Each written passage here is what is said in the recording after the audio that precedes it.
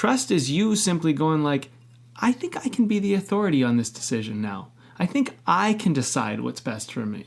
Instead of my parents or my teachers or the government telling me what I should do, maybe I can make a decision for myself about what my life will be and how I will live it. And, trust is simply you starting to begin to allow yourself, I think, to be a person who actually has a voice that actually matters and can express it and can say something that matters.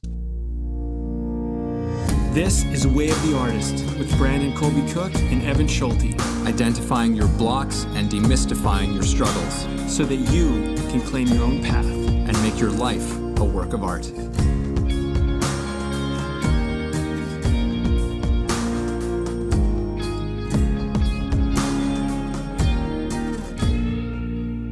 Do you trust me, Evan? Oh, this is I hate it when people say that. I hate it when people say trust me, because it always tells me not to trust them. But This is a little bit different. We're not talking about that. We're talking about trusting ourselves and talking about maybe even trusting the universe a little bit, if you want to call it that. Yeah. But the greater meaning, the greater thing behind our vision and what we're doing, and in the process of going through your life, pioneering your own way, being a leader of your own life, and going down a path that's maybe a little less traveled, it's your way. Trust is a really important thing. And Evan and I have declared this one of our master laws, meaning that this is a law that relates to just about every other law we're going to talk about in Way of the Artist. Trust you're going to find in just about everything. And a pseudonym, a kind of side name for the law of trust, is also the law of faith. And we'll get into that a little bit as well. But we're going to just call it the law of trust because it's a little more simple. And and we'll get into it. So I don't know if you have any opening thoughts you want to share. Yeah, I mean, man, you just crushed it on that opening line there, that segue. It was beautiful. So good. We've got so much to get into. Yeah, like you said, like trust was one of those laws that as we started crafting them, I won't say actually crafting is the wrong word, but as we started kind of discovering them and stumbling upon these things, trust was one that as we were exploring them, I was like, whoa, this one is connected. I think that like is literally connected to every single other law in some way. You could trace it to trust. Some of them more directly than others. They're kind of closer in the sphere of it, but they're all kind of within its wheelhouse. So there's so much for us to get into with this one and its implications for our lives, for our work. It's like this is a juicy one that has such massive, massive implications if we can learn to really embody it, to really live our lives in trust. Yeah. When we did our last podcast, we did 165 episodes, and we interviewed countless number of artists. And every single conversation we had, at some point, trust always comes up. There is some point where you need to have a little bit of faith in yourself, or faith in what you're doing, or faith in your vision, and you need to kind of be willing to go out into the unknown, which is something we'll talk a little bit about. And you need to have a little bit of courage and a little bit of patience to know that what you're doing is leading you somewhere. Yes. And it's opening up doors or creating new avenues or paths that you might not realize are there. One thing that I'd like to share, just to give people kind of a filter to frame this episode through, is with the law of trust, there's many other elements that come into play here, but the way I look at it is like this. You have a vision or something that you want, and you're in the process of taking action towards it. You're on your path. Trust becomes pretty much the next thing. Once you start seeing that you're in a process of going through this whole journey, trust becomes the next fundamental, foundational step. And the best way that I can help you to understand trust, from my perspective, is that the place you're in right now, you might not know how you're going to get to where you want to go. Mm-hmm. But trust is knowing that if you take the action you know you need to take now, in the present moment, at this moment, in the process of what you're in, if you just take that step, you will get a new point of view, a new perspective, and you will see things from a new light, And eventually, as you change your position, a way will be revealed to you that was not readily available or visible to you in that moment. And trust is having the faith and the belief that as you take action, the doors and avenues will open up and they will show you the way. So you don't have to have all the answers today. You just need to trust that if you do what you know you need to do today, that it will lead to you having the answers you need later or the vision you need later. Yeah, because the how might not be immediately apparent, like that, like is in, way down the line. It's like, well, I don't know. It's like if you were to use the metaphor of like a literal path, like if you were up on a mountain path, it's like there's trees and rocks and it's going to take bends and turns. You're not going to see what's around the next bend. You're not going to know what's there. You can only see this, however, so far in front of you. So it's like, oh, okay. And you take the steps, and then once you start to get around the corner, that's when you start to see the next steps that are to take. That's, we talked a lot about that kind of in process in our last episode. And I think trust and process, like, because process is another one of those big master laws.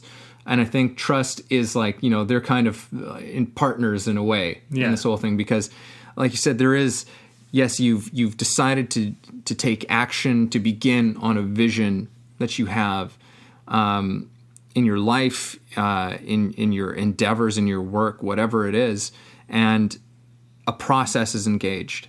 And now that process is all coming at you. And it's like, this has been commenced. And that can be, for lack of a better term, a mind fuck. At first, because it's embarking, it's stepping out into an unknown place for us. And our heads don't like that. Our heads don't like that unknown space. Our brains like to know everything. Yes. To try and feel safe and to protect us and all of that. But our hearts are pulling us towards this vision. That's where the vision is really coming from. And saying like, no, we need to go this way. And it's like, and don't worry, we're going to figure it out, but we need to go this way. And it's so crucial that we listen to that, because that is how we evolve. That is how we grow. That is how we live more fully into our purpose and our passion. And so trust becomes such a critical component of this, because like now you're in the process, the mind fuck is happening. And to me, trust, for the way I experience it, is me just being like, okay, I trust that this is all exactly what's supposed to be happening. This is my path. I am okay. Like, trust is that thing that goes against our head, that is freaking out, that is telling us to turn back, that is telling us to stop in our tracks. Trust is the thing that says like, no, keep going. This is going to work out. You just don't know yet. Yes. Yeah. And the path, that you're on, the way of your artistry is going to have twists and turns, ups and downs. It's going to have obstacles and barriers and things that are unexpected, things that surprise you. And I think when we begin our way as artists, right, when we decide to take the leap to do something that is of our own accord, that is our own signature in this life, those first early steps are sometimes, they're very difficult to kind of start taking those steps. But once you start taking them, initially they can be quite easy in my experience, because I know what I need to do. I need to go do this. And then you start going to do this. You start climbing the mountain that you're going to climb. And in my experience, it's kind of a little like this. Not always, but a lot of the time. I'm down in this valley, and I'm looking at the mountain I want to climb, and I see the whole mountain, and I go, I could climb that. I'm like, I don't know, like, I get it. I don't really know all the twists and turns and what's it gonna be like once I get into the forest of it all. But I could climb that. And we're not talking about a hill. We're talking about a real mountain, Like, or maybe it's a mountain that's in the range, and you got to climb a couple other mountains before you get to that mountain. Whatever. Just stay with me. So you start to see, okay, well, I think I can climb that. But when you're in the bushes, when you're in the forest, when you're in the middle of this thing, and you're facing the rock edges and certain obstacles, all of a sudden you can forget that you were ever outside of the mountain looking at it, having a visual. And so you can start to get bogged down by being in the hike, being in the journey. And so trust is kind of going, you know what, at some point on this journey, I believe this was possible. So I might not believe it's possible right now. You might be going through some type of doubt. And that's when trust is so helpful. It's when you start doubting yourself, you go, what? You know what? I believed at one point there was a way. So there is a way. I might not be able to see it right now, but I trust that I will. So if I can't go this way, I'm going to go that way or whatever way, and I will eventually find my way. Yes. There's nothing fully ever stopping anybody, in my opinion. And whatever position you're at, you're closer to that place than you were from when you were standing on the outside. Yes. You know, you've actually entered. You're standing at some place on this mountainside now. You know, you're in it. You're in the game. Yes. Like, and I think that's reason to trust. That's a reason to continue to move forward, because it's just like you're closer than you've ever been to this vision. Here's another thing I want to say about, you know, while you're on your artist way, while you're going down your path, the moment you make your first big investment, the moment that you take your big leap, that's the moment where you start to actually find out what trust is really made of. So if you think about it, I'm going to use an analogy just for a moment.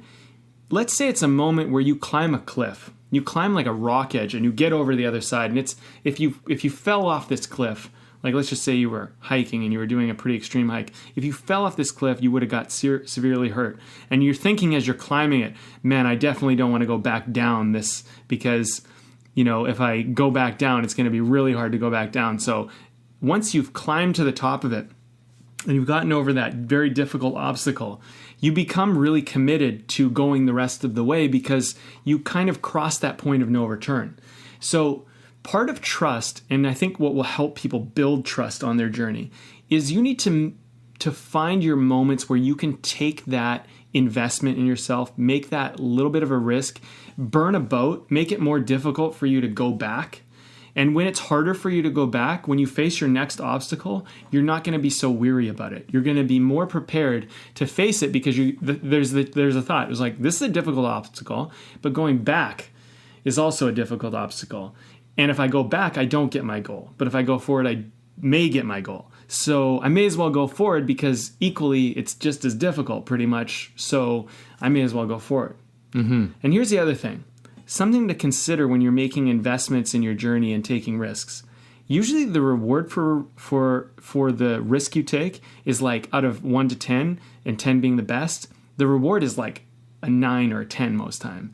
The downside is usually only a 2 or a 3. So even if you do fail at the risk you take, usually the downside is not even comparable to the upside. Mm-hmm. So it always makes more sense to actually go for it than it does to not. Most things in my experience are not a 50-50 draw. It's not a gamble like it is in like a casino. Actually, At a casino, it's a 40% win, 50% draw on your best odds pretty much. Yeah. You know, but in this case, you're dealing with more like an 80-20 or a 70-30. So the 70-30 is in favor of you winning. So you might as well start going for the risk. And you know what? If you have a small failure, no worries. You get back up, you go again. Yeah. Right? Yeah, these are all just adjustments. Mm-hmm. You know, and that's where trust always is at play. I think that's one of the beautiful things about the law of trust is that no matter what happens along this path, you go whatever sort of what we might consider to be a misstep, or, you know, we stumble or whatever. It's when we come from a place of trust, it's not a place of being like, oh man, like I screwed that up. Like, why am I even doing that? Like we might have those moments, you know, where our voice in our head is going, it's like, why are we even doing this? Blah, blah, blah. Coming back to trust says, it's like, oh, you know what? I need to keep my eyes peeled for these little tree roots everywhere, you know, and keep going. You know, we learn something and we move on. Trust opens the way for the knowledge to enter as we're on that path. Because when we do step out, you know, as people in our lives, as artists, as people who are creating lives that are a work of art, I mean, that's somewhat a part of what we're trying to encourage. It's make our lives art here. And a lot of that means embracing that unknown thing that we're heading out into. And the head doesn't know what to do about that. But the head, we were talking a little bit about this earlier, and it was great because I'd never really thought of it in this sense before. Was that your quote? I've heard of it. What's that? Was that your quote? I feel like I've heard this from somebody before. Okay, but either way, it's a great one. I really like it. Yeah, which was, thank you. Whoever said this first. But it was like, you lead with the heart and the head will pick up the pieces, right? And because the head can never, our minds only know what they know. And they only begin to know new things by stepping out into the unknown. That seems pretty obvious and logical to me, actually. It's like, how do we learn new things? Well, we have to step out into the things we don't know. Yes. That's the only way to learn new things. So that's why the heart has to lead in these matters. That's why we have to lead with our passion, because that's the thing, that's the fire. That's just like, no, we're going this way. And your head's going, this is crazy. Yeah. Like, this is nuts. Like, we can't do this. We can't do this. We can't do this. And that's when we go, no, I trust what this thing is. I trust this fire. I trust this passion. I'm leading with that. And once you've already stepped out into it, the head has no choice but to start figuring it out. Yes. That's the beauty of it. And our minds are great at figuring things out. You They know, are. but that's why we don't, that's why it comes and it picks up the pieces. That's why we don't say like, hey, you take the train, because otherwise it's just like, well, we're just going to leave the train at the station. That's what the head's going to say. I It's don't like, understand the analogy. What do you mean by the train? So it's like, sorry, I went from like a mountain analogy A mountain to to a like train. Mountain to a train. If I lost you, someone did. So, but basically, so if we were to keep with the mountain analogy, it would, and hiking the mountain, the head would say, it's like, no, let's just put camp where we are. Right. And we're not going anywhere. It's And safe here. and yeah, it's safe here. don't We know kind what's of to know. come. Yeah, we don't know what's out there. We're just gonna stay put Yeah. forever. Yeah. That's Until the thing. further notice. Yeah, that's what the head No doesn't. notice is given. That's what the head doesn't tell you, and or the train doesn't leave the station, right? The train's never going to go to the new place. Right. It's going to stay exactly where it is, because that's where it feels safe, and it's a very tempting thing, and you know, there's nothing wrong with staying in a place for a little while. I'm not gonna say there is. It's good to sometimes just take time to just take things in and be present with where you're at and enjoy it and appreciate it. But we're beings of evolution. Yes. We're beings of, it's like, all right, let's create something new now. I mean, we're artists, aren't we? Like, we're talking artists. We're all about creating things. Let's create something. Mm-hmm. And that means stepping into the unknown continually, and consciously stepping out into that. So the head doesn't tell you that, like, staying put comes with this asterisk of forever. It's not just like, for now, the head's saying, no, we're going to stay here forever. It might say, it's like, oh, yeah, sure, just for now. But it really just wants to stay forever. Mm-hmm. It's like, no, that was great what we did before. We've done that. Now let's just stay here now. You know, like, let's. Have you ever heard that saying, you're too smart for your own good? I have heard that once or twice. Is one of these things that the mind reminds me of. The head is like, your mind is when you become more aware, when you grow up and become more adult, so to speak, you start to realize the potential dangers and downfalls of the world. And so then your mind begins to factor that stuff in, which is good because it helps you to stay alive. But in some ways, you become essentially, I don't know, like a worrywart, or somebody who's just like always concerned about what could go wrong. Mm-hmm. And when you're younger, the thing is that you don't necessarily know what could go wrong, so you just go out and do it. And let me ask everybody for a second. When did you enjoy your life more? When you were younger or when you were older? Like, at what point and why did you enjoy your life so much at the point you enjoyed your life the most at? And maybe it's today. But I can tell you that in my experience, when we were children, there was these moments where we just did stuff. And you might not even be able to remember or recall these moments, but there was days or times or incidents where you just went out and you just did it. And maybe a parent got worried or scolded you for doing it, but you went out and you tried something. That is still in you today. Mm-hmm. The fact that you have more awareness about what could go wrong and the dangers that are out there mean that you have an advantage. You can kind of consider the risk you're taking and be a little bit more mindful.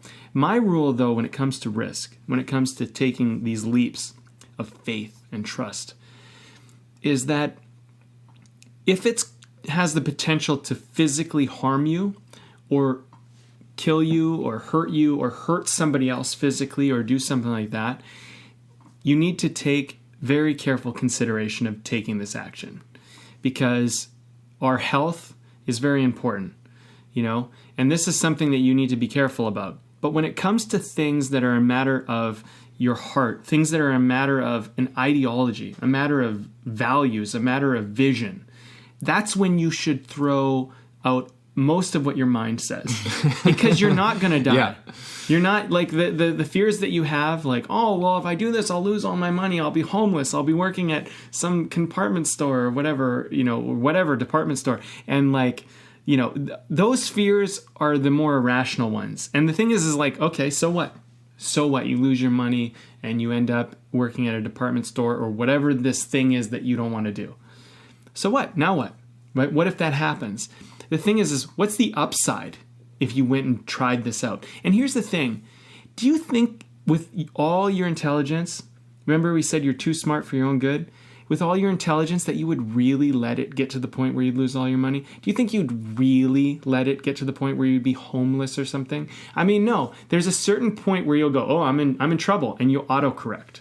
Mm-hmm. Right? The risk never goes to its ultimate result. It rarely ever does, unless it's a physical danger or a danger with something like maybe drugs or some type of thing that is a physical, usually a physical thing. But if it's when it comes down to like ideology and principles and values and things like that, when it comes to purpose and fire and passion, usually the risk is so small, but the reward is so great. Yeah, most of those things are absolute nonsense. It's like, well, what will people think of me if I did this? Something like this. Who cares? It's like, who gives a shit? This is your passion. Yeah. Like if your heart is leading you to this place, then you let it lead you.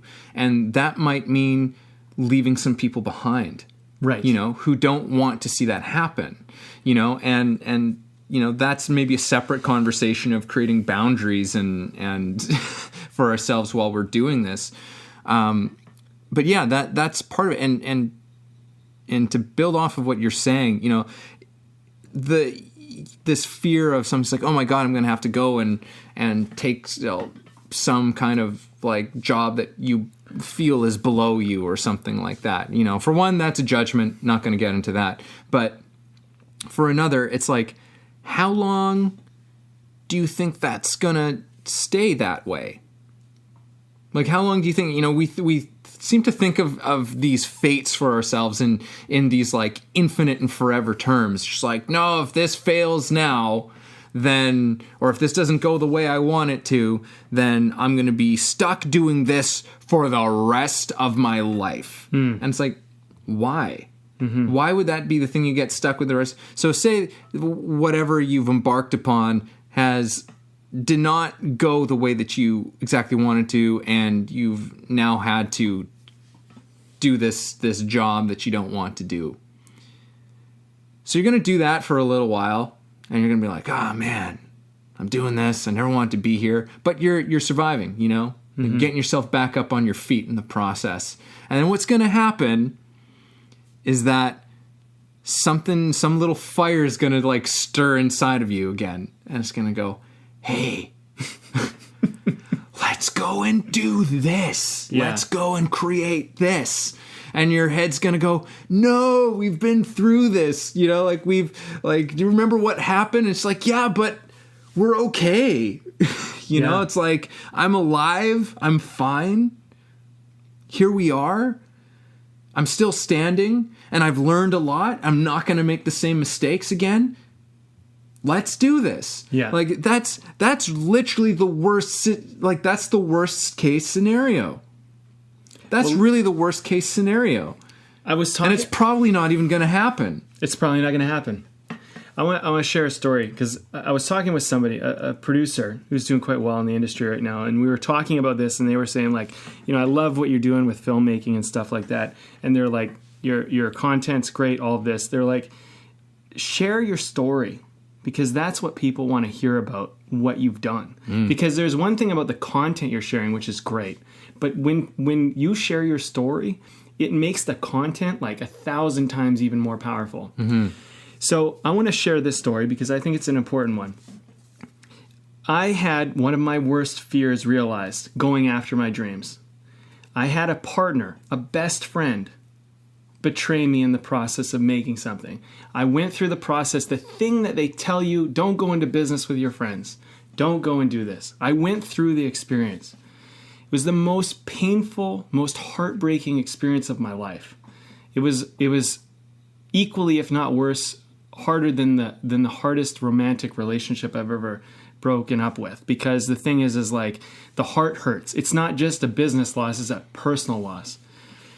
And the thing is that do I regret going through as it is? Do I regret doing it at this point? I look back and I go, no, I'm grateful for everything. The friend that I had, and it's unfortunate to me that the person chose to make the decisions they made. But it breaks my heart that we're not friends anymore. It breaks my heart the way things played out because I love them. I truly do. But they taught me so much about business, about my dreams, about my standards and my principles. And we did something great together. Even if these things happen, whatever, say what you will about the guy, but Tony Robbins, at a certain point, his business partner stole millions of dollars from him. Nearly sunk his entire business and everything he had worked for, and he had crawled from a very difficult place to get where he was. Many people have had these experiences. That's why it's talked about with partnerships. The thing about trust is that you go, if the worst possible things happen, will I be willing to get back up and go again? And that's really the question. If you're someone that's going to say, I'm going to roll over and die if the worst thing happens, then you are doomed to live a life that is based on safety, that's based on security, and that's based on what everyone else does. And if you're satisfied with that, by all means. But if you're not, that is an answer that you have to look in your own heart. And the thing is, you're probably not. You're probably not. And so here's the thing. I went through my struggle. I went through even a depression from this. I questioned if I still wanted to be into filmmaking anymore. I'll tell you the worst moment that ever happened. I want to tell you this because this wasn't even in my wheelhouse of the worst moments that could happen.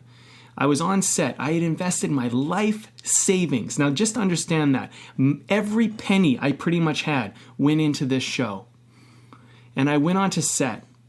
And, this might not mean a lot to people who are not in the film industry, but I went on to set and a couple of my friends had altered the call sheet so that instead of putting me as the producer, they put me as an associate producer, which is to put you down on the lowest rank of a producer. It's like somebody who helps out with the show. Yeah.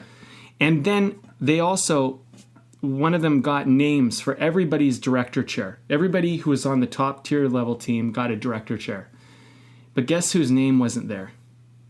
They didn't put my name there. And I found out later that they were basically trying to take credit for my work. They were trying to push me out of the business. They couldn't legally. They didn't know what they were doing. But the fact that they even did it was the most heartbreaking thing that I'd ever experienced. I had to talk to people about it. I had to work out what happened. And ultimately, I realized as I went through the whole process of trying to have empathy and compassion and understand what was going on for them, that they were just jealous and that they felt like they couldn't build what I had built. They felt like if they did this, maybe they could get the recognition or something of being the person who went out and took this risk. Now, here's the thing. This is the point I want to make. It was one of my greatest fears, and it was beyond even my greatest fear. But in spite of that happening, I'm not the same person that happened to. I'm the person I am today. So the person who allowed that to happen, the person who didn't stand up for themselves, because here, let's just draw the bottom line here. I didn't stand up for myself. I didn't fire some people when they needed to be fired. I didn't tell people how I felt, and I didn't check in with my friends to see what was going on with them. I was maybe too focused on myself. I made a lot of mistakes. They aren't the only ones to blame, so am I. But I had to go through that process to learn that I needed to have more compassion for my team, and I had to have more courage to be willing to let go of people, even if they were my friends, when I saw red flags and warning signs. I'm that person today because I went through that experience. Trust tells me that the life experiences I'm going through, no matter how painful or difficult, are training me and teaching me to be the kind of person I need to be for tomorrow. So even if you have to go through your worst fear, that is training you so that you're better and more equipped to take greater risks and do greater things in the future. Yes. So that's how I want to kind of, say is like, you don't need to be scared of the downside. Yes, the downside can happen, but sometimes for some of us, we have to go through it. And I did. And I'm a much better leader. I'm way more in control of my life, way more passionate, way better as a leader, way better as a pioneer and a team player. And the thing is that I had to learn it. I had to learn it in one of the hardest ways. And, they all the things they warn you about partnerships. Do I regret doing what I did? Well, no. I wish I could have had the awareness and knowledge to do it better at the time, but I didn't. I just didn't. But I'm glad I did it because I don't know of any other way I could have personally gained it. It was my journey. It was my way as an artist, and I had to learn it that way. And now I am in this position I'm in, picking up the pieces, figuring it out, working out how to build new teams, new partnerships. Even you and I, Evan, we're building a partnership here. But this time, in our partnership, there's things that I am very clear about emotionally, directionally. I say what I mean. I check in with how you feel. I want to know. And not that I would ever be worried that anything would ever happen between us.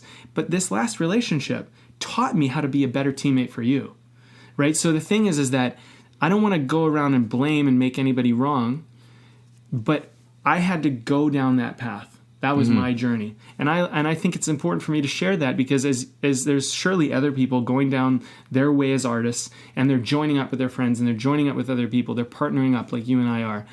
And when you do that, maybe you can take that story and not make anybody wrong and not fear partnerships, but look at it as like, how do I be a better partner? How do I make sure that this friendship lasts forever and this partnership ends amicably if it needs to end, or continues on harmoniously, right? Yeah, and that we're all helping each other build towards, the vision and the purpose that we each want as individuals as well. How we're coming together to bring each other up, is a huge part of that. And I think when it comes to partnerships, trust becomes even bigger.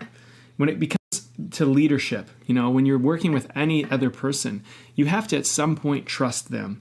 And that's another part of the way of the artist, because I think we can all get behind the fact that, okay, I trust myself. I trust my own journey. I trust that I'm living my passion and I'm going to keep going for it.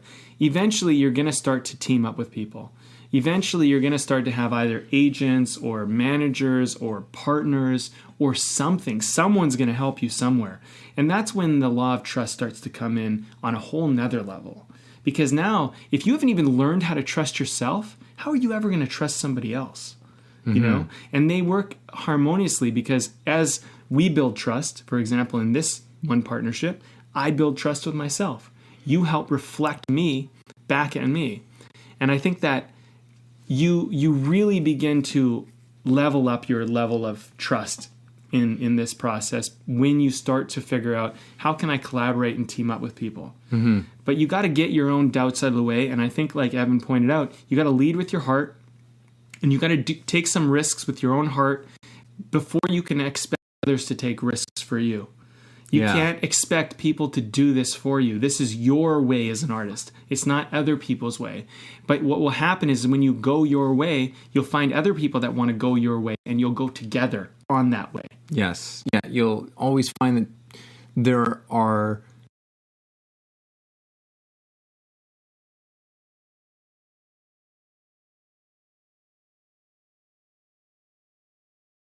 not just to you, but to them either. You know, sometimes relationships will falter and will go, and maybe not forever, but that'll happen, and that's also part of the trust process in all of this.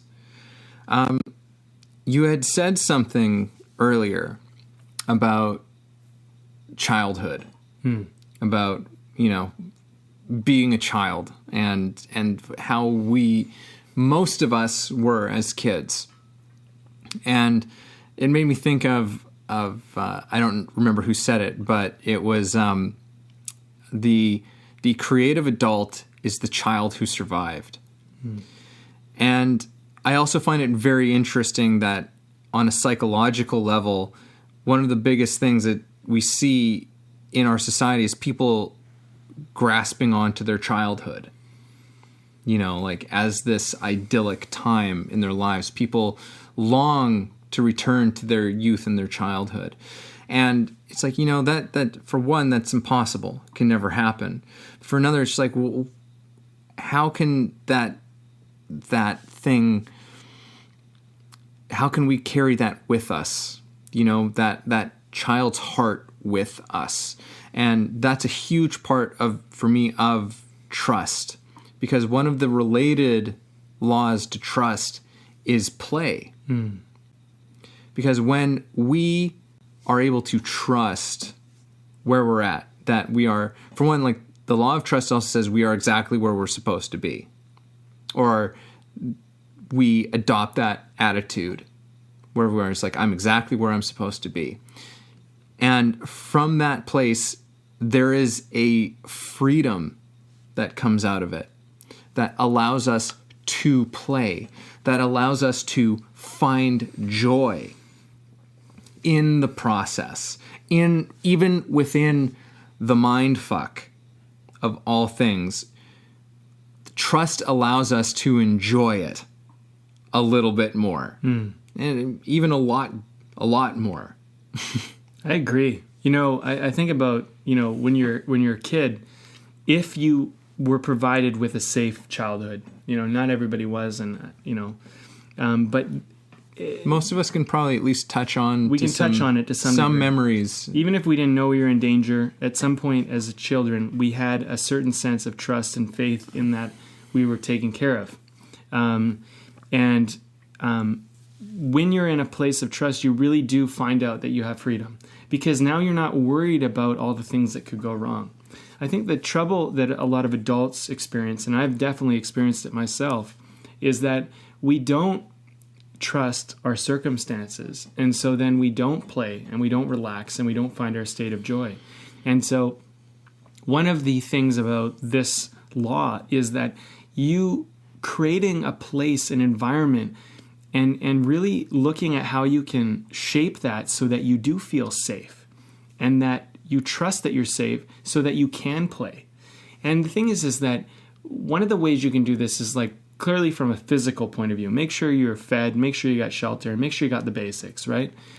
But, you know, don't make the need for safety so high. Like, well, I need to be eating filet mignon every night. Like, no, that's not true. You know, if you're getting fed, if you're warm enough at night, if you're not being physically harmed or hurt or something like that, then you're probably okay.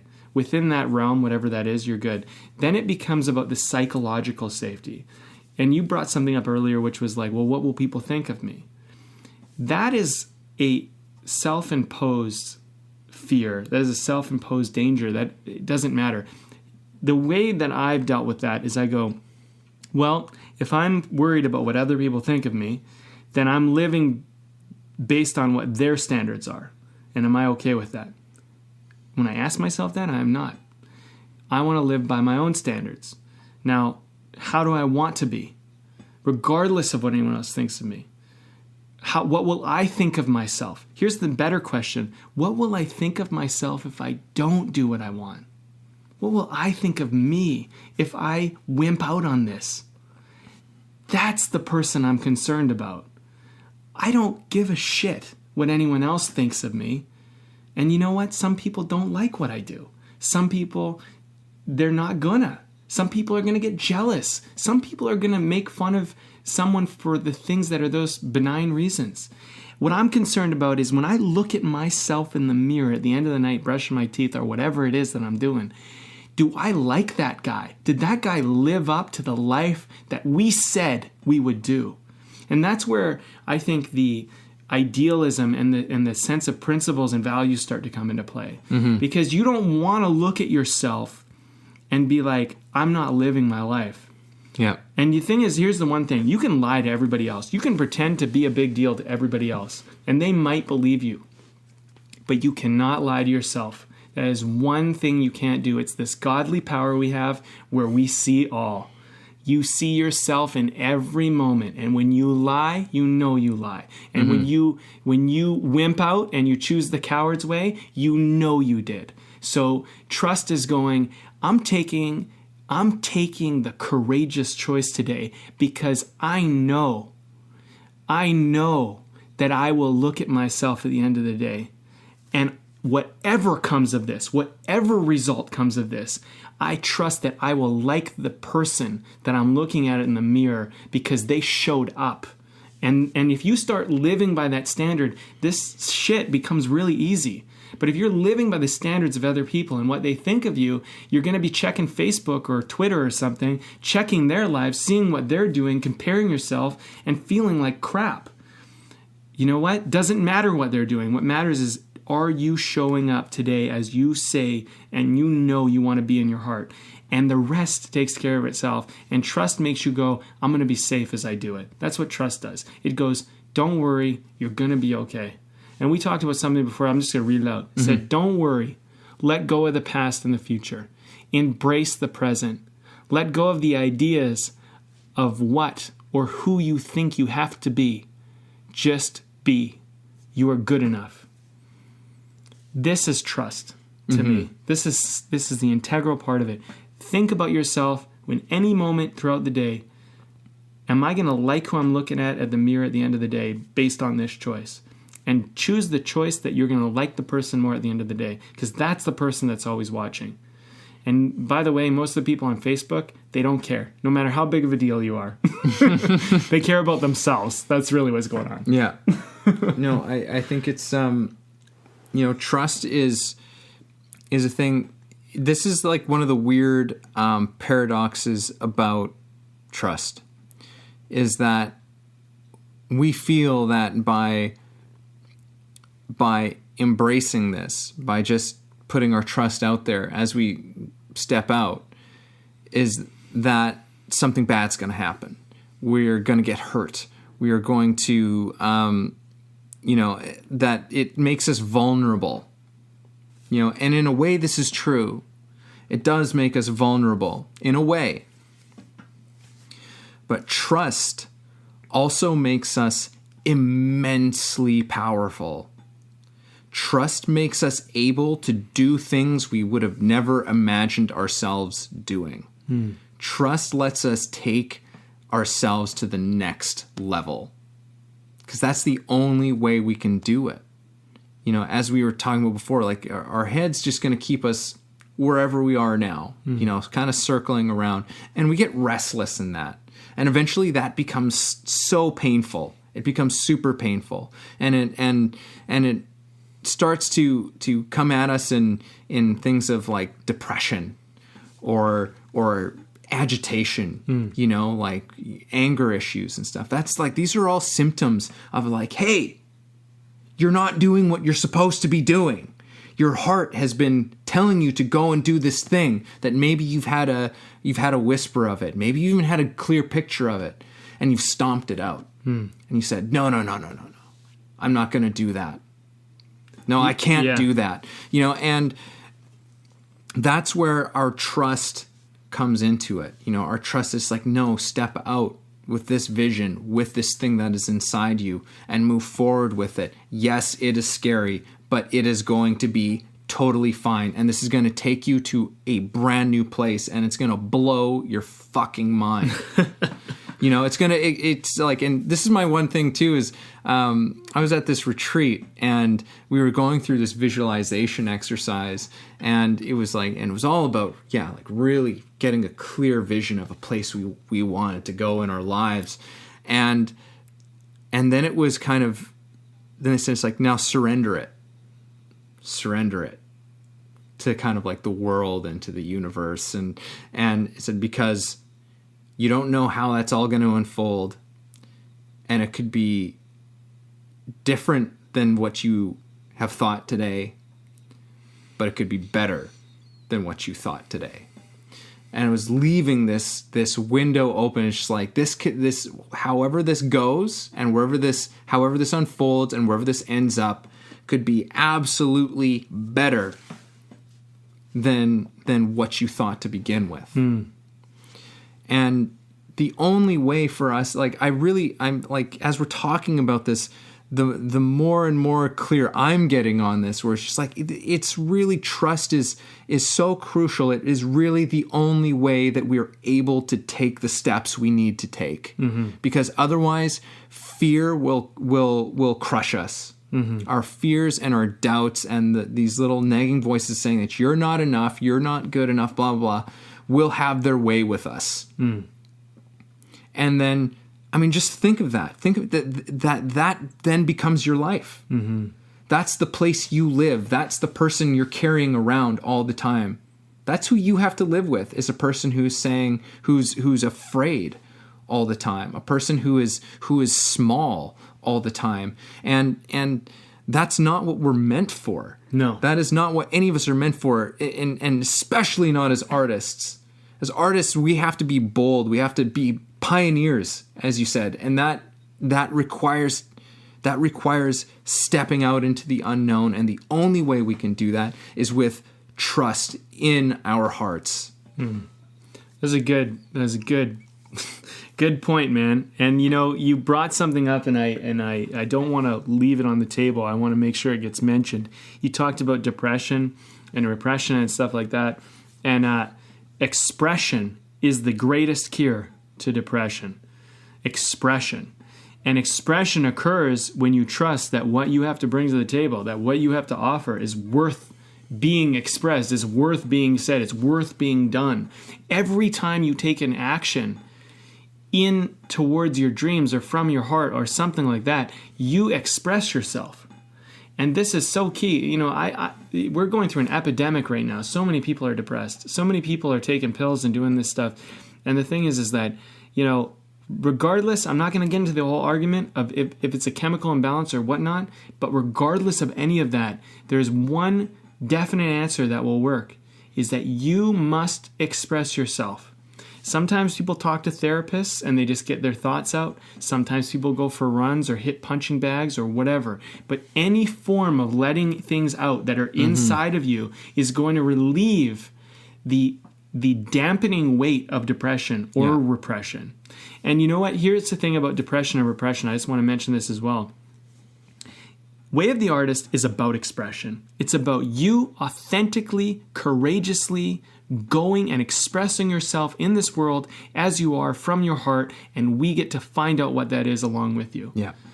Repression and depression are your greatest enemies. They are when you are not doing that. They happen to many people who work 9-to-5 jobs and things like this.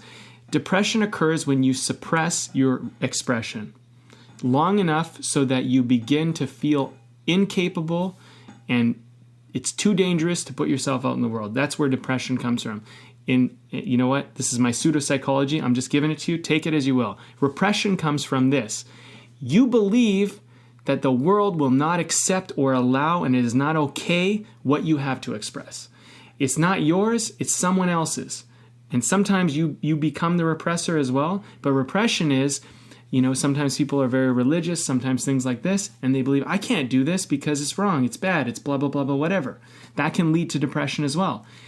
You need to figure out where you draw your line and your standards about expression. And here's the thing. If you're feeling like crap, if you're laying in bed and you can't get out and you can't go do the things that you want to do, or you're stuck somewhere and you can't change it, it's time to start expressing yourself, because you are either repressed or depressed. Yes. And expression is the answer. And if it means getting out some emotion, then you do it.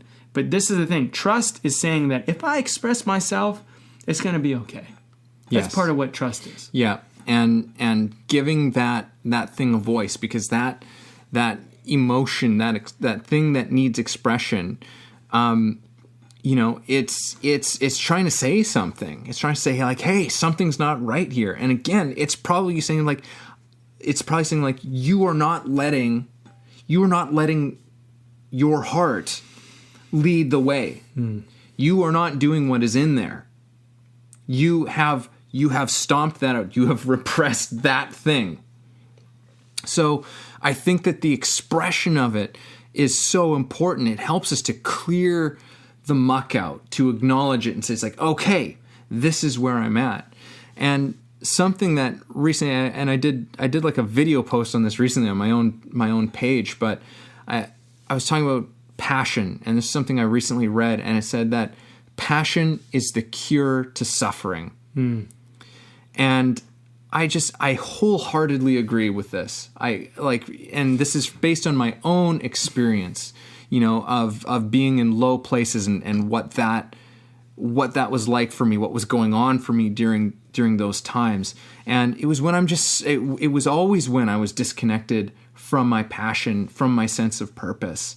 And I don't know exactly how I'm bringing this back to trust necessarily, but it really, I think that it kind of comes back in the sense that we're encouraging you on the other end of this to take action on your passion, on your purpose, on what's in your heart, on your vision, on that thing that excites you, on that thing that ignites you, a certain part of you that just gives you, that just creates that feeling. That feeling. You know that feeling that I'm talking about. You know that feeling. We've all felt this feeling before. And how we ignore it, how we say we can't do that. And that's when the problems come up. There's a set of challenges that do indeed come up when we say, all right, I'm gonna take action on what's in my heart. I'm gonna take action on my dreams. And I'm deciding to do it. And most of those challenges are internal ones. It is that voice. It is those pressures. It is these ideologies and philosophies and stuff from our culture, stuff from our family, stuff from our friends, stuff from, wherever it's coming from. We've been shaped by these things to say, it's like, this is dangerous. This is going to fail. This is going to hurt you. This is all going like this isn't going to work. Yeah. And when we buy into that, we become less. We never fulfill what we can be. So to bring this back to trust, again, this is exactly why we're talking about this, is because you have chosen a path of passion. Really, the way of the artist is the path of passion. A path of ecstatic, exciting, like a life of embracing the unknown, of embracing something that is beyond our current capacities and leaping out into it. And trust is the key to this whole thing. Trust is such maybe not the key. I won't say that necessarily, but it's a big one. Yeah. It's a huge one in this whole thing. And it is a faith. Yeah. If that term doesn't offend you, but it's a faith in ourselves at the very least. It's a faith that we are more capable than our mind tells us that we are more capable than our society tells us we are, and that we can do these things, that these things are possible. And trust says just stay the way. Just stay the way. Keep going, keep going, keep going. You're all right. Yes. There's so much, you went on a great rant there, and there was many points where I wanted to insert some thoughts, but I loved what you were saying, so I didn't. Insert away. But let me try and recap a couple of them. One is that you're alive. Bottom line, you're alive. You got a life right now. What are you going to do with it? Are you going to let yourself get droned out living what everyone else tells you you're supposed to do? Here's the thing. The way that we understand life was taught to us based on a industrial model, based on kings and queens, based on leadership, based on like, look, it's not that we don't care about you, but we also want you to contribute to society, and like this is the best way we know how to mass communicate it. And that's the message you got. It's not good or bad or anything. Like, jobs are great. Don't get me wrong. Doing a job, I sold shoes for a while. I loved it. I had a great time. Did I want to do that for the rest of my life? No. That's why I stopped. But I loved it while I did it. And then I moved on. You might have been doing a job for the last year, 10 years, 20 years, 30 years. Doesn't matter. You did it. Now maybe you don't want to do it anymore. Fine. But here's the thing. When it comes to trust, it's you going, maybe the way that I've been told to do life is not the way to do my life. And that's when you start to go, maybe I have more answers in my heart than I have gotten from the outside world. And that's partly where trust comes in. It comes in from a place of you kind of realizing that you're the authority. You get to decide. And look, if you want to work a job your whole life and you want to, kind of do the safe, secure model, I'm not saying that's bad either. That's totally fine. If that's your way and you feel happy about that. And there's an art to that. And you know what? You might do this job so that it supports you expressing your artistry as a hobby of some sort, which is fine. I think the other thing, and I think Evan and I both want to be clear about this, Way of the Artist isn't about being an artist.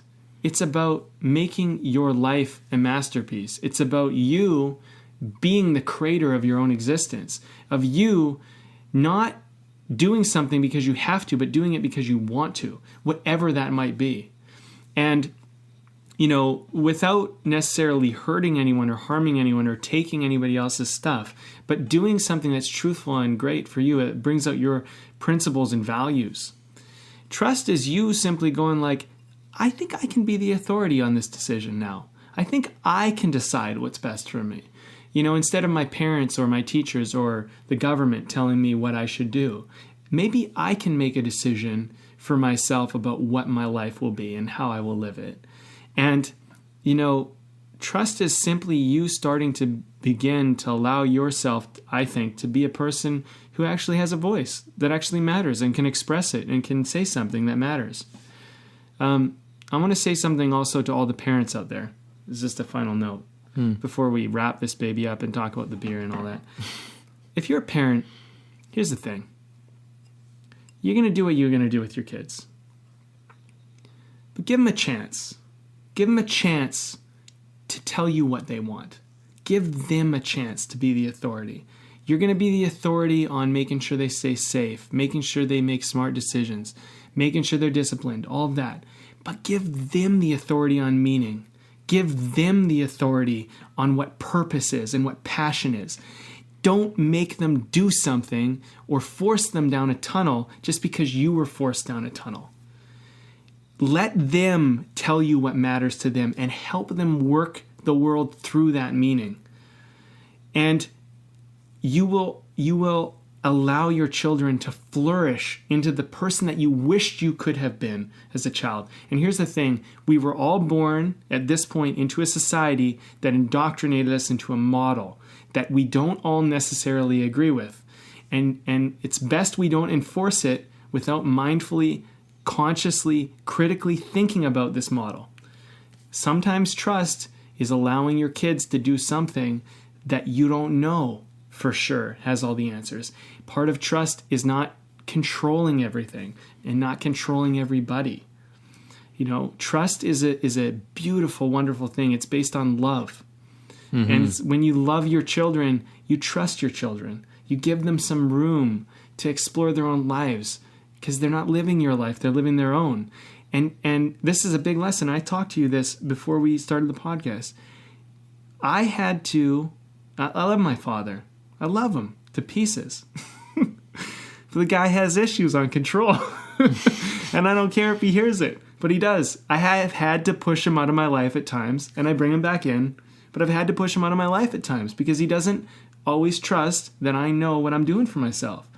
And his measure is based on how much money I make, how much security I have, stuff like that.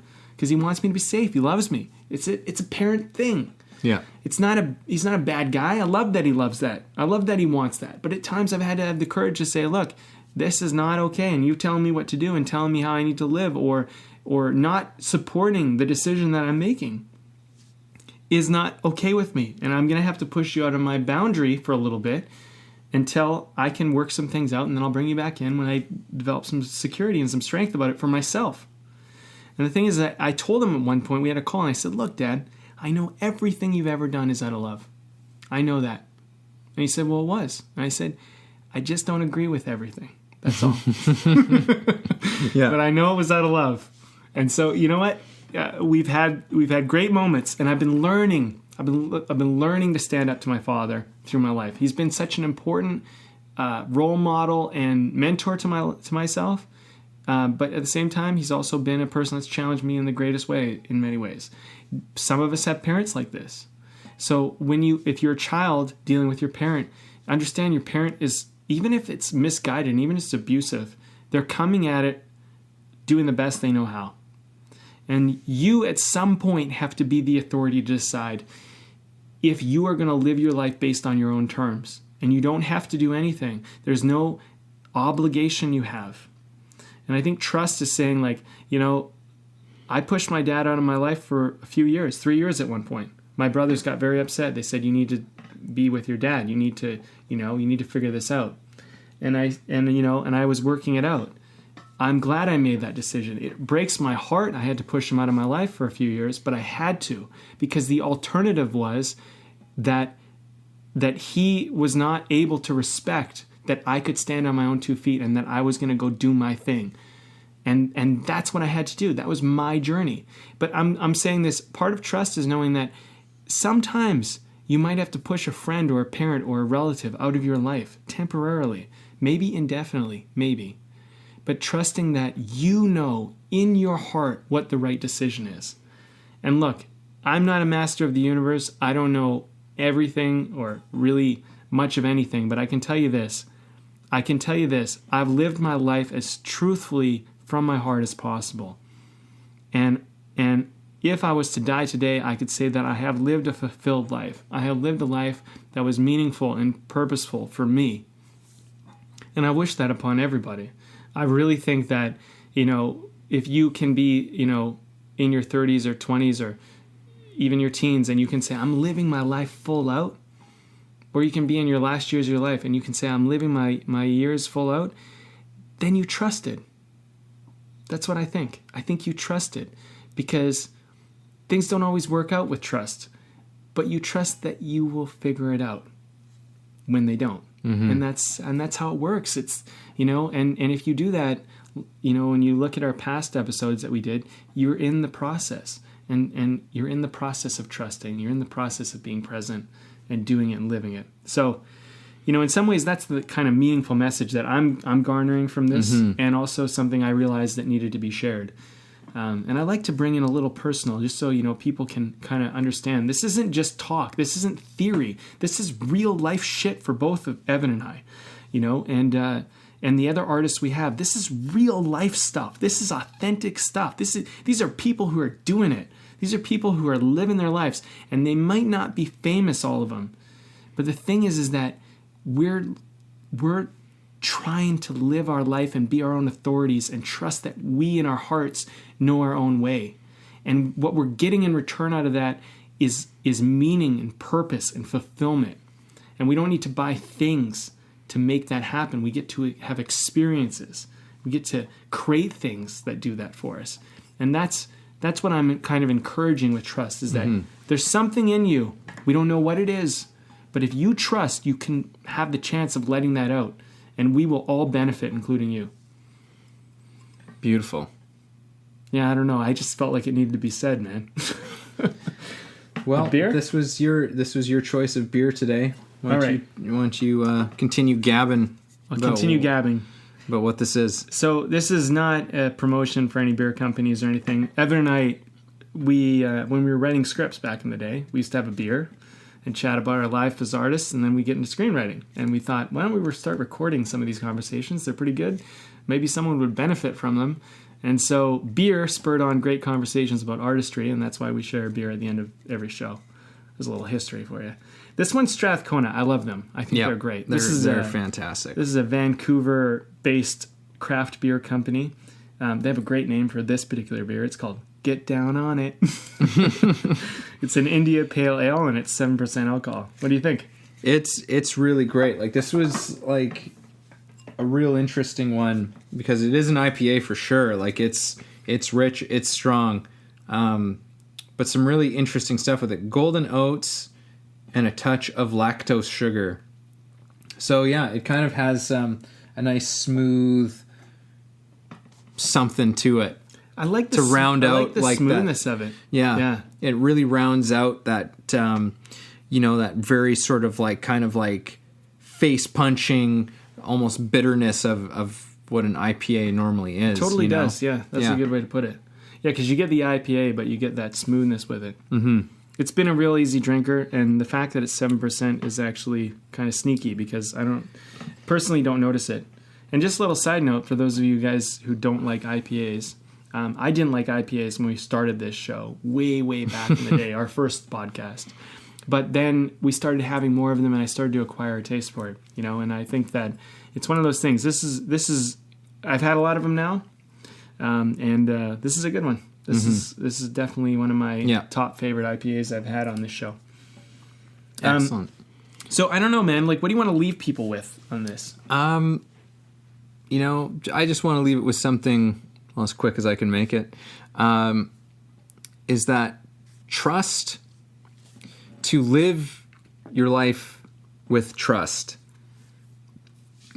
is borderline illogical. It's borderline crazy. To our heads, it does not make sense. But it does make sense from the angle of, I know it is the only thing that allows me to really grow, to really evolve, to go deeper, to go further than I've ever been before. That's what it gives me. It gives me courage to step out. And in that way, it makes complete sense to me. So trust and courage they're very much related. Yes. Because, courage is an interesting beast, because sometimes the willingness to go and do something that is scary is difficult. But if you have that trust and you go, okay, you know what? I'm going to trust. And so then you find courage you didn't know you had. Mm-hmm. And sometimes, and I wanted to mention this earlier, it just came to mind, but sometimes going backwards is the most courageous thing you can do. It's the most trusting thing you can do.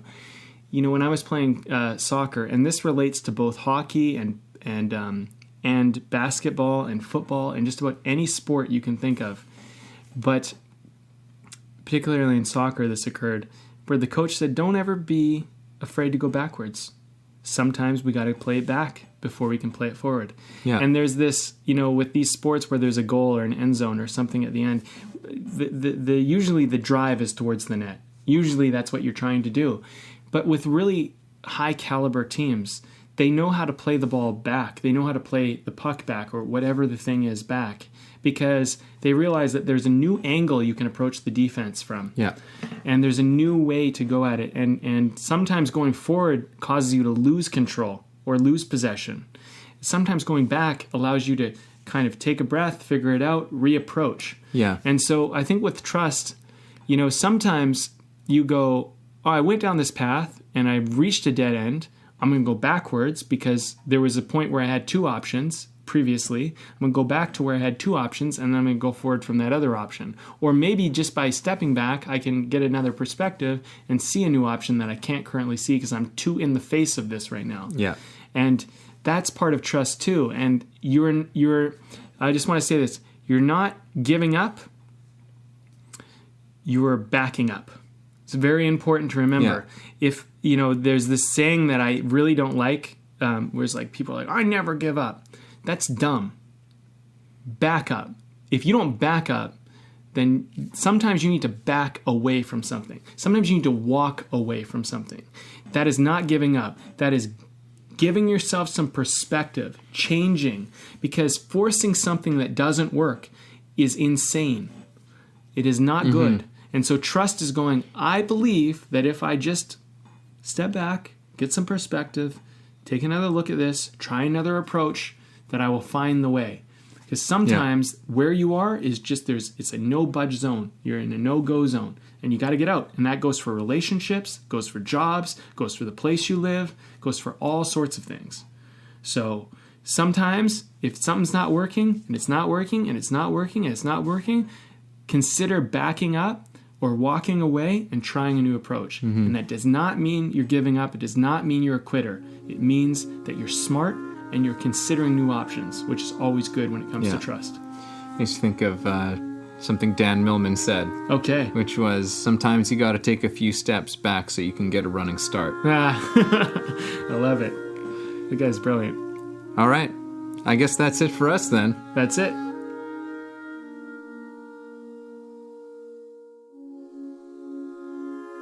Thanks for listening to the show. If you got something out of this, if you feel it improved your life or your journey in any way, please take a moment to subscribe, leave a review, or share the episode. You can also support us on Patreon, where we have tons of great bonuses. You are the ones that make the show possible and help us to thrive. Thank you for joining us.